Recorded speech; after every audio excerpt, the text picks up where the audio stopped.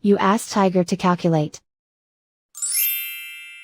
This deals with the order of operations.